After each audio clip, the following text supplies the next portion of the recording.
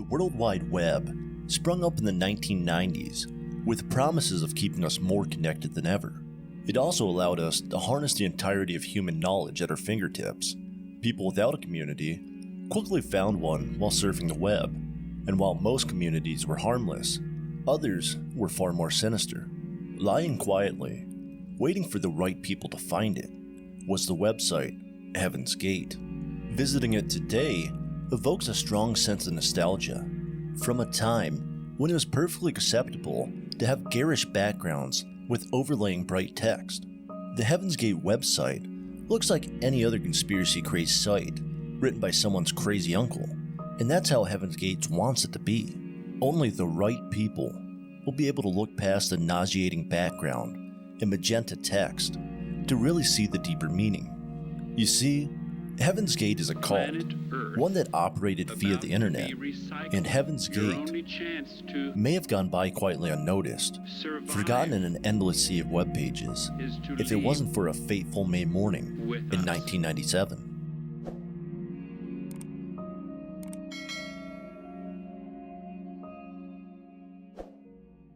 A chance meeting in 1972 lit the match for what was to become one of the deadliest cults in America. That year, Marshall Applewhite, a choir master, met Bonnie Lou Nettles, a nurse, in a hospital. The pair instantly hit it off and realized, ideologically, they were almost identical. The two gushed over the work of the infamous mystic Helena Blavatsky and their belief in UFOs. The two also bonded over their deep theological love of Christianity and the faith's more esoteric ideas.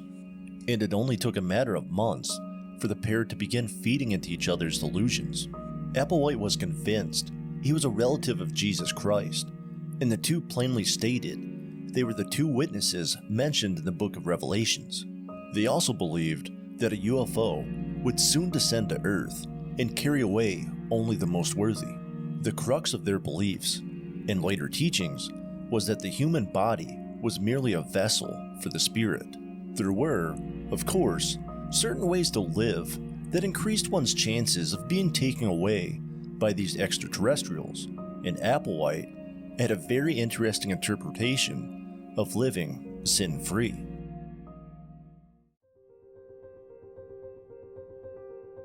When he had first met Nettles, he was coming out of a divorce. His ex-wife had finally grown tired of his bizarre predictions and apparent contact with aliens. She had also learned of Applewhite's affairs with men. Applewhite had battled his entire life with his sexuality and hoped that esotericism and aliens held the answer. Not wanting to be selfish, the pair began posting adverts and leaflets warning people of the impending end of times and stating that only they held the answers to true salvation. Nettles proudly told meeting rooms of people how aliens had foreshadowed her meeting with Applewhite and were now preparing her for the end of times. The 1970s saw the UFO 2, or just the 2, collect quite a few followers. With each meeting, new faces began to appear, but so did scrutiny. To combat this, the group, known as Human Individual Metamorphosis, or Total Overcomers Anonymous, moved around frequently. This meant most of their followers dropped off the map overnight. They were forbidden from having sex, drinking alcohol, or smoking tobacco, and under no circumstances should they contact their family. In a display of his own commitment, Applewhite underwent castration, although it is likely that this was his way of pathologizing his homosexuality in an attempt to curb his gay desires. By the end of the 1970s, the group was living out of makeshift campsites inside parks and were buddied up. This was a way to prevent anyone from speaking out of turn when they performed casual work. As the years went by, the group became more secluded and had to forfeit their belongings just to leave for work. One survivor, Dick Jocelyn, recounted how the group members were forbidden from speaking to each other for days on end. Although Applewhite's public proselytizing became less frequent, his ideas became that more bizarre. In 1985, Bonnie Lou Nettles passed away, leaving Applewhite to lead the group alone.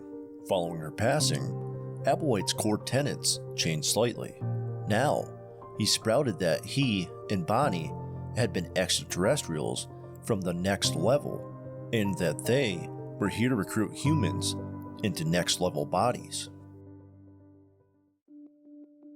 Applewhite and his following took a few years to regroup, but in 1992, they joined the internet, now going by the names Heaven's Gate and Higher Source. Applewhite realized the internet was exactly what the group had been missing, a chance to connect with like-minded people, not just in the United States, but all around the world.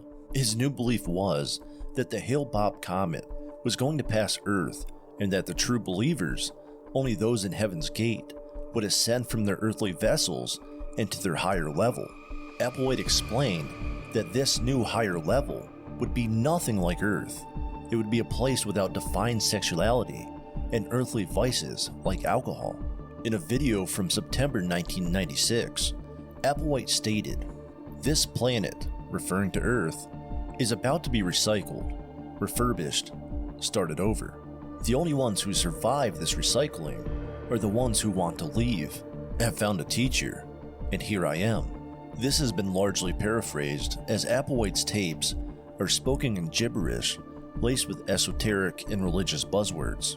When the media had finally caught on to Heaven's Gate, they quickly labeled them a cult, but this only pushed members further into their beliefs. Members began believing that they too were aliens, just like their beloved leader, and they needed to tell humans about the opportunity to ascend. If their belief system seems confusing, that's because it is. To summarize, Applewhite and the Heaven's Gate followers believed the Earth was about to be recycled, and that only they held the knowledge needed to ascend from their earthly vessel and to join the higher level.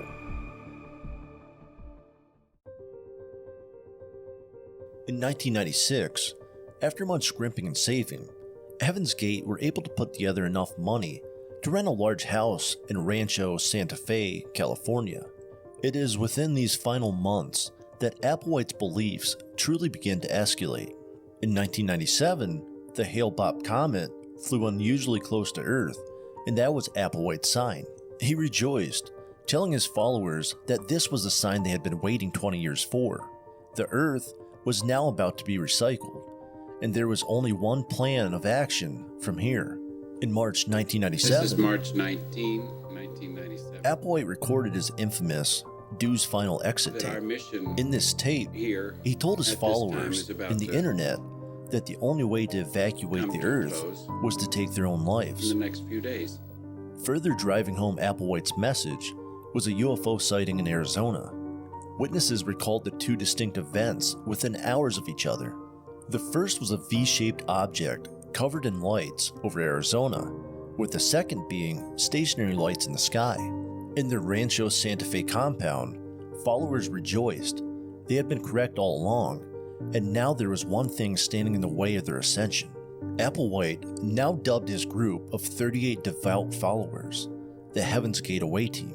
The following week, the members of the Away Team recorded their final messages, saying goodbye to their family members and thanking Applewhite for allowing them to ascend. On March 22, 1997, the group would usher in one of the most catastrophic group self-inflicted deaths in U.S. history. The members donned their identical uniforms of black shirts or hoodies and tracksuit bottoms, complete with crisp new pairs of black and white Nike Decades. Their shirts were emblazoned with a Heaven's Gate Away Team armband, and they placed $5.75 neatly into their pockets. Applewhite directed his members to work in groups of 3.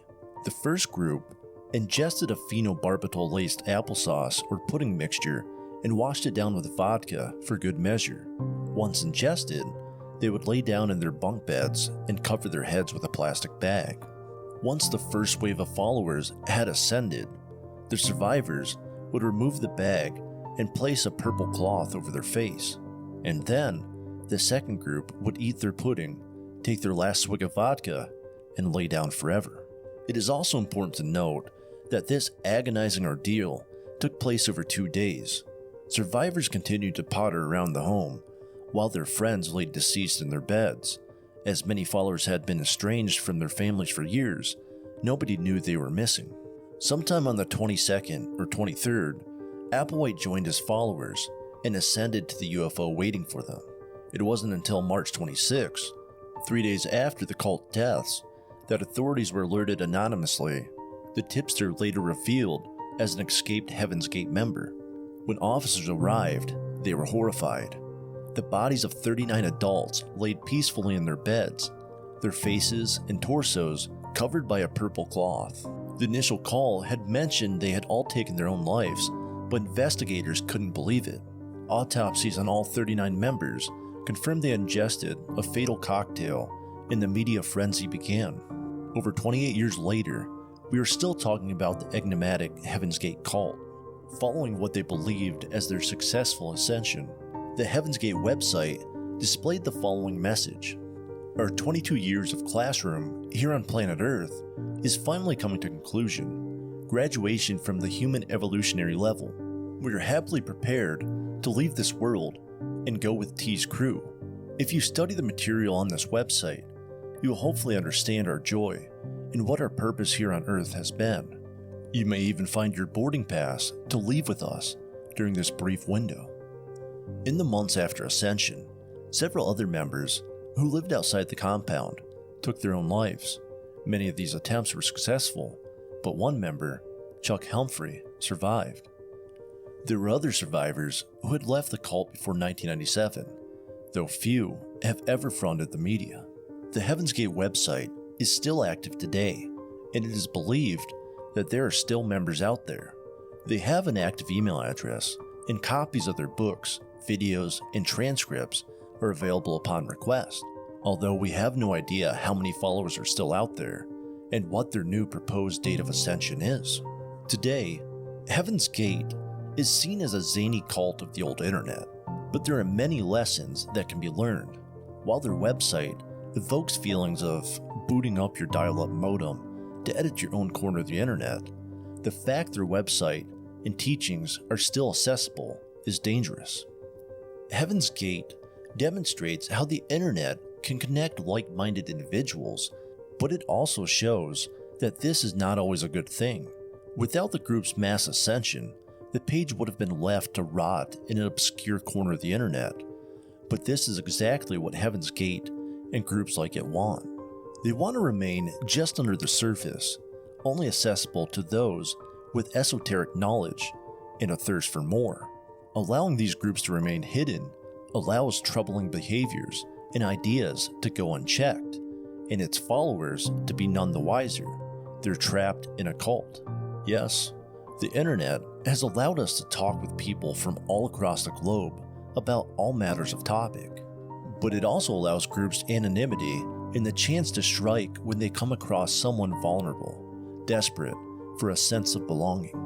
Heaven's Gate was always going to end like this, but without the internet, it is unlikely that others outside the compound would have been compelled to do the same, nor would there still be active followers today, diligently updating their website and responding to emails from curious writers and those wanting to join the Heaven's Gate away team.